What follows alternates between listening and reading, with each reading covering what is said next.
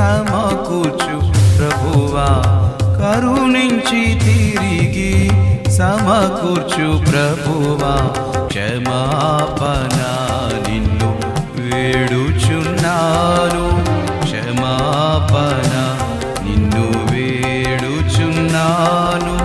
దావీదు రాజు దీనుడై వేడా, దావీదు రాజు దీనుడై వేడా, అవనిలో పొందిన నష్టములన్నీయు, అవనిలో పొందిన నష్టములన్నీ